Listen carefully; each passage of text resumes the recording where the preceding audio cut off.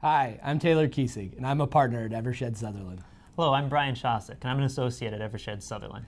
And today we're going to talk to you about the interest deduction limitation under Section 163J. Now, before getting into the new provision, it's important to understand the prior provision because it expands upon the taxpayers that are affected. Under the old provision, it applied only to corporations paying interest to related parties, as long as the corporations were highly leveraged. Any interest that was disqualified under the old provision was carried forward indefinitely. So Brian highlighted some of the key distinctions between the old and the new provision. The old provision was limited to corporate taxpayers making interest payments to related parties.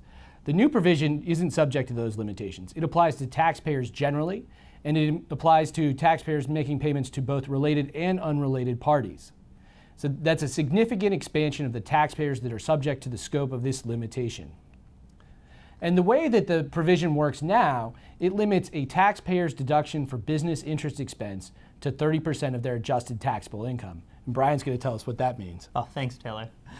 So adjusted taxable income is basically the taxable income of the taxpayer without regard to any net interest expense, net operating loss, or any depreciation or amortization beginning before years 2022.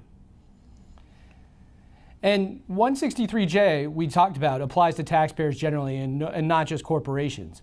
In the case of partnerships, the limitation applies at the partnership level.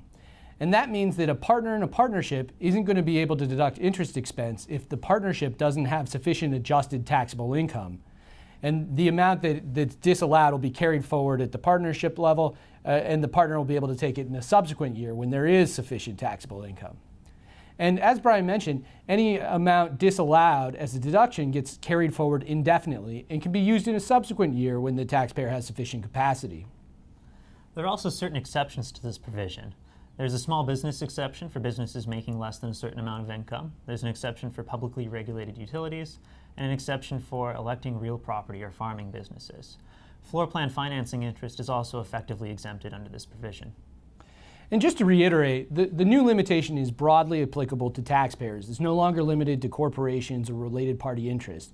That means that it's significantly expanded in its scope, and taxpayers need to be cognizant of this limitation. They need to evaluate their existing capital structure to determine how it impacts them, and need to keep this in mind in making financing decisions going forward.